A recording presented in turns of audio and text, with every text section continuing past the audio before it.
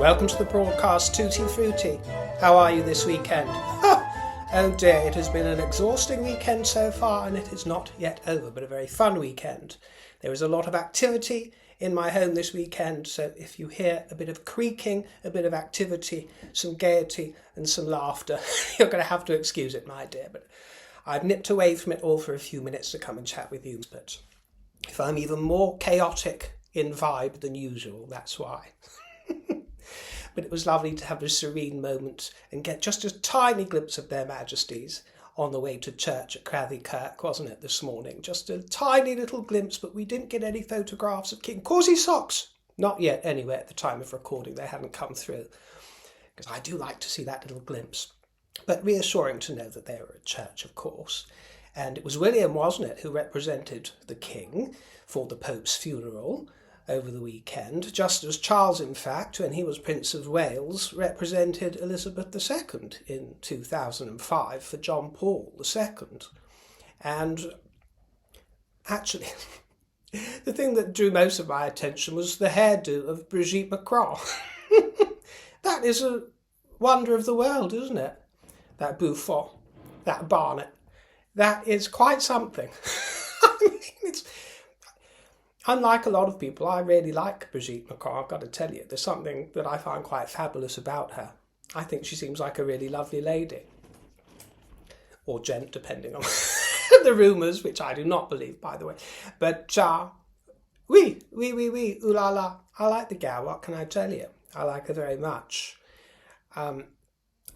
When we've discussed it before, some of you have told me that she wears a wig. Well, I look back at old photographs of her, and she always had splendid, thick hair all throughout her life. It never sort of thinned out or anything. But I think that she does sort of clip a few things in, doesn't she? A few little helping hands along the way, which I do too as well from time to time. So many of us need to help nature along, don't we, my dear, with a little helping hand. But when it gets to that sort of size, I mean, the whole affair is larger than her.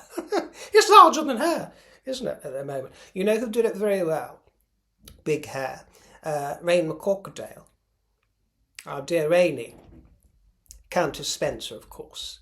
The stepmother to the late Diana. So, that was a fabulous head of hair. I'm sure I must have spoken about it with you before because, of course, I adore her. I adore her mother, Barbara Cartland. Actually, you know, a lot of these red books that are scattered around me in piles, they are the books of Barbara Cartland, who you know is one of my inspirations, one of my chief inspirations. A lot of those books came down to me from her family, actually, through her family. One of them is signed, actually, next to me. This is Love and Kisses. I love all the titles of her books. And what I especially loved is the way that she would sign things in pink. Everything was signed in pink to match her sensibility. Oh, actually, this bookmark here is a letter. I shouldn't really use it as a bookmark, should I? But it's actually a letter from the 6th Earl Spencer. In his hand, he is the great-grandfather of the late Diana, so he's Harry's great-great-grandfather.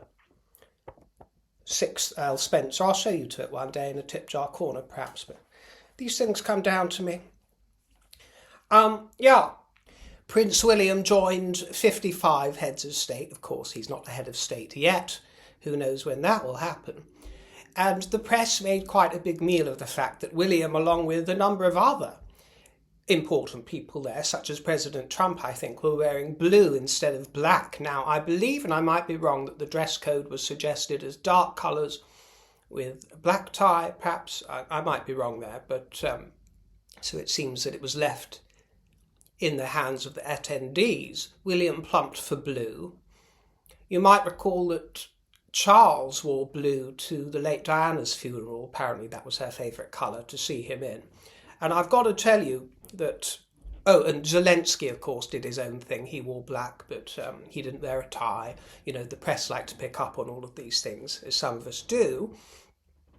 Well, for funerals, I was always, even as a young child, when everyone was saying, we like happy colours at funerals, wear your brights to have gay old times and everything. Well, I've come round to that way of thinking for certain people, but I was always very old-fashioned and very insistent, and I would don black the day after anybody that I knew and loved, which luckily weren't that many people. But the day after they died, immediately I would be head to toe in black mourning, which would last some time, and I would insist upon wearing black to funerals and look down upon anybody else really that was wearing other colours. I've softened over time, my dear. And the whole of society's relaxed about the issue, to be quite frank with you. But actually it was vanity that changed my own dress when I attended funerals. It was my own vanity, because black looked splendid on me during the daytime when I was coming through as a teen, you understand. But as one turns through the seasons, should we put it that way? For me, anyway, I think particularly against Caucasian skin, black doesn't behoove one's complexion, and can bring a sullenness and be quite unflattering to skin as it gets older. So I avoid black next to the face during daylight hours, always at night. Always at night I'll be head to toe black. But for the daytime, especially on formal occasions, something a little softer. And so I prefer for funerals now a midnight blue. I don't even approach navy blue or anything else softer, as I think William does. A deep midnight blue is wonderful for me. So I'm not as strict as I used to be. But, and this isn't really a criticism of William as such, so don't get it twisted, but for state events and to indulge the theatre of the Catholic Church for this great and grand event, it wouldn't harm people, would it, to rock up looking funereal? You have the drama of a sea of black in mourning, which is a sight that cannot be beaten in many ways. It's so full of drama, and the uniformity of it is something to behold. Look how utterly splendid this chap is in his black with that shock of white hair. Isn't it delicious? William looks like he's about to go to an Earthshot meeting to give a lecture, doesn't he? Which is fine. He's a representative. He's not yet sovereign, so I understand it. It's understated. It's just for those of us, if it doesn't include you, it doesn't include you if you don't care, and I don't care if you don't care. But for those of us who enjoy a little bit of flamboyance, shall we say, in our figures of royalty, it's something that we miss, because you don't see it that often these days. I mean, Catherine, when she wowed us all in that golden gown, that was years ago, wasn't it, my dear? And at the moment, royalty is in danger, as it slims down, of becoming a catalogue of Bowden models. You know what I'm saying, my dear, middle of the road, mediocrity. Some of us need a little bit of fabulousness, but maybe we'll see some this week coming up, because the Waleses are off to Scotland. Yes, they are, and I'm quite jealous of them. They're off to the Isles of Mull and Iona off the west coast of Scotland. And this is going to be celebrating their 14th anniversary, which is next week. Who knows? Maybe William will surprise us all with a kilt. Wouldn't that be something? There are many complaints that we never see the Prince of Wales in a kilt, because Charles was always very sporting about them, wasn't he? Teamed with his cosy socks, and William's legs aren't bad. I prefer mine a little stockier, to be honest, my dear. Nothing like a nice stocky pair of masculine legs on a broad frame with buttocks hewn from marble, is their ladies. Nothing better. But, his are fine, certainly better than Harry's. So, show us what's under your sporran. And he's been busy hiring a new staff, hasn't he, our William?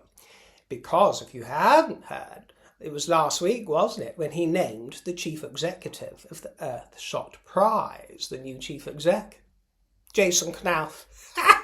Yes, my dear. Jason Knauf, one of Meghan and Harry's nemesises. What on earth is the plural of nemesis? Nemesi, one of their nemeses, one of their nemesi, one of their enemies.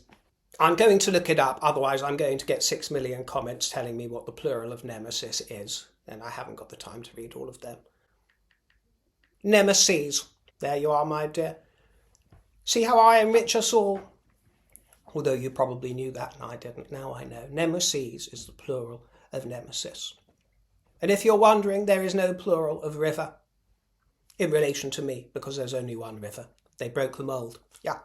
Jason is the new chief exec, a real chief executive, Meghan and Harry, not this Play-Doh version of children trying to dress themselves up as adults, or vice versa. It was only a few weeks ago that Jason appeared on TV, didn't he, on 60 Minutes Australia, saying that he had no regrets about his claims against the Duchess of Sussex and protecting staff from the way that she always had somebody in her sights, which we still hear rumours of to this very day. He had no regrets. And despite being disparaged in the brothers' book, William has no regrets about his association with Jason Knauf and keeps elevating him in his career. What does that tell you? Incandescent with rage and fury. We love you, JC boy, don't we? My fruit basketeers and I absolutely adore you. You're welcome here on the show any time to have a chit-chat. But we all know that Mr. Knauf is too much the soul of discretion to do such a thing and to be so vulgar and betray William and Catherine, isn't it? And Harry is, of course, the living legend of aviation. Golly gee whiz, it's only been a year since that spectacle when he rocked up. It just flies by, doesn't it, darlings? He's been at the Living Legends of Aviation Awards for this year as a guest speaker for a few hours. And this was just a few hours before his brother was appearing at the funeral of the Pope, the late Pope. So in for a dig. And apparently he's become very chummy with John Travolta. And Kurt Russell was there, and Morgan Freeman, so he's been brushing shoulders with all these celebrities, paying tribute to the aviators who helped fight January's devastating wildfires in California. Why couldn't Harry have just taken the hint and taken the modelling from the Duke of York, who didn't deserve to hide away and have all his roles stripped from him? But when he did step back, he was out of view, just pops up at Christmas and Easter, and you see him riding his horse from time to time, but knuckles down to all his goings-on behind the scenes. Why couldn't Harry and Meghan have done that and made all the money they want, just quietly behind the scenes, instead of this vulgar show and this spectacle in competition with Pa and Willie? It's incredibly vulgar. Incredibly vulgar. Now, I wanted to have a little bit of fun and a little bit of giggle, just a little bit of levity with this woo-woo in the press. I know some of you follow fortune tellers and diviners and all of this nonsense on stilts, my dear. But this one has been hitting the headlines, this living Nostradamus by the name of Athos Salome from Brazil. He's been making chilling predictions regarding the future of the Duchess of Sussex. So shall we see how they pan out? Because he is said to have forecasted the death of the late Queen Elizabeth II. I think most of us could have predicted that it wasn't too far away. Anyway, he predicted that, and he predicted the pandemic, apparently. Well, he has been reading the tea leaves, my dear, and getting the signs and the symbols and the smoke signals. And he tells us, we'll see if this happens, won't we, over the next couple of years. We'll see if there's something in it. He tells us that there is going to be a growing conflict between Meghan and Netflix. And eventually, they're going to part ways. And there are going to be more logistical setbacks for as ever. Oh, you better believe it. You better believe it. Of course there are. Anything she's involved in, there's going to be setbacks. It's never a smooth ride. There's always fallout. Because you've got to do things her way. She doesn't understand that she knows shit, so she always screws things up. He says that any credibility there is regarding her brand, well, there is no credibility, my dear, but any credibility that there is going to be under threat. And he says Meghan's image will face its harshest trial by the end of this year. I foresee explosive revelations from former staff or estranged allies. Ooh, this is juicy, isn't it? And this is going to be fun. I hope this guy's right.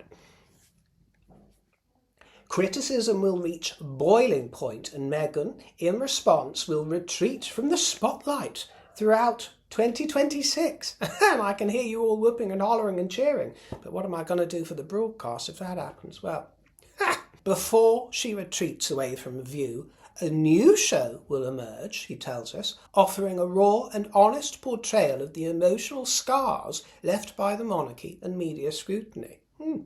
but the clamour of critique and growing conflict will intensify by next summer. Meghan is going to retreat, and he says that she will move to Apple TV, something like that, or an emerging Asian platform instead. Her lifestyle brand will release home goods. Home goods are next. Rooted in ancestral traditions, she will encounter during a revelatory trip to southern Europe that's coming up, or somewhere on the Mediterranean, according to his symbols. Well, woe betide, though. Woe betide, my dears, because after this retreat from the spotlight, she's going to re-emerge like the Terminator, or like RoboCop, because she's so brazen, but with a newfound focus, and there's going to be a shift towards social issues, girls' education, women's health, all of that sort of thing. Didn't Oprah found a girls' school along those lines? I think there was rather a bit of controversy that sprung up around it. So she might want to speak to Oprah about that if she's going down that route. But the new role will be as a socially engaged producer, shedding the lifestyle aesthetic eventually to delve into issues of deep impact. Oh, but Harry, her darling H, is the Chief Impact Officer, isn't he? He's the Chief Impact Officer that charges in and sorts things out. So there's got to be a bit of friction there. She's muscling in on his territory again. Well, this was just a bit of fun. I have no idea even what this individual looks like. I mean, I tried to find a photograph of him without a very heavy filter, but it's impossible to do so, my dear. He looks like a mix of Britain's Rylan crossed with America's David Hasselhoff, doesn't he, my dear? I'm not even sure if this creature is really AI or even exists. Perhaps he is Meghan incognito. Or Mr. Scobie. But then there is a potential return to acting in an artsy European movie role as a woman who abandons her privilege to rediscover her essence. Ooh, the mind boggles. Meet me at Ricky Lake, I guess we're going to be seeing, and he says she will be winning plaudits for it at Cannes. Now that really is pushing the boundaries of possibility, my dear. But one mystery that has been unveiled is the voice of Princess Lilibet of Sussex.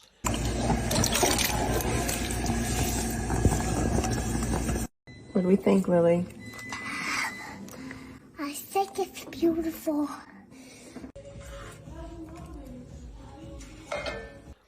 It's beautiful, she tells us, when describing the verdict for Meghan's strawberry jam. Yes, the voice of Lilibet has been on display.